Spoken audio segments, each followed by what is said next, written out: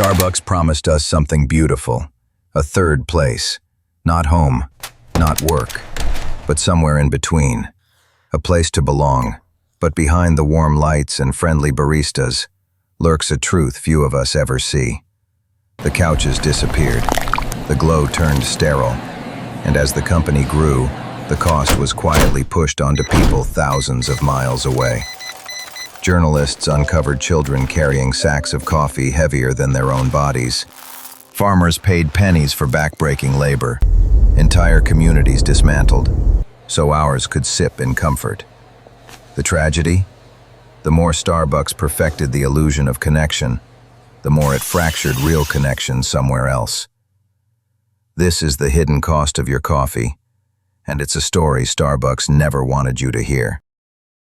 But what if that promise of the third place was a lie?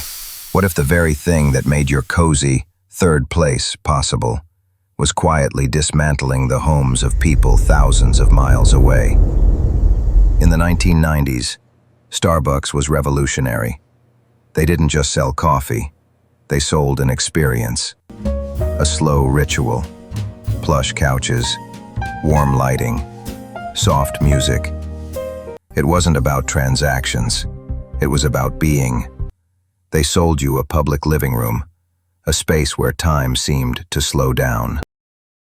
But as Starbucks grew into a global giant, something shifted. The couches vanished, replaced by hard stools. The cozy lamps, gone. Harsh fluorescents took their place. What once felt like a ritual became a system.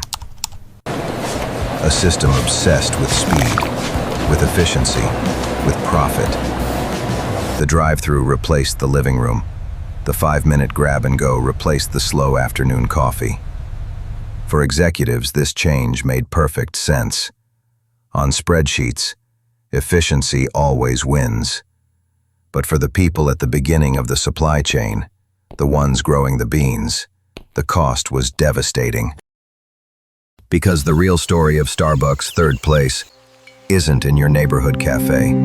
It begins in the fields, where coffee has grown. While customers enjoyed their sense of community in cities across the world, farmers in places like Guatemala were being crushed under the weight of global demand. Generations of families had worked the same land, perfecting their craft. But with Starbucks driving unprecedented demand, these small farms were swallowed by a faceless supply chain. On paper, Starbucks presented itself as ethical, sustainable, even fair trade. For years, they built their reputation on those promises. But investigative journalists began uncovering a darker reality.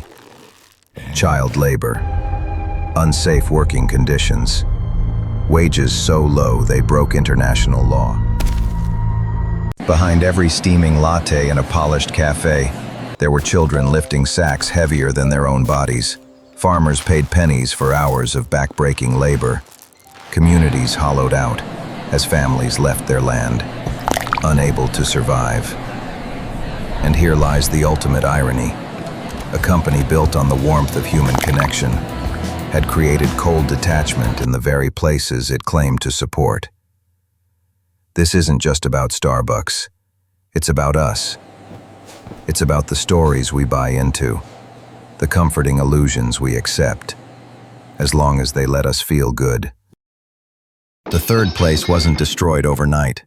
It was eroded, piece by piece, by spreadsheets, by quarterly earnings, by decisions made in corporate boardrooms, far from the farms and far from the cafes. And in that erosion, something larger was lost. Not just community in your neighborhood, but community in the very places that grew the coffee. It's a sobering truth. The more Starbucks perfected the illusion of belonging, the more it fractured real belonging somewhere else.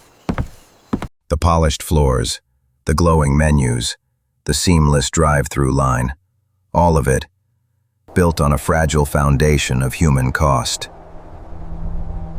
So next time you sip that latte, think about this.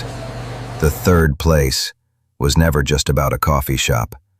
It was a story we told ourselves, a fantasy of connection.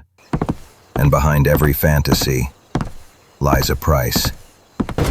The question is, who's really paying it?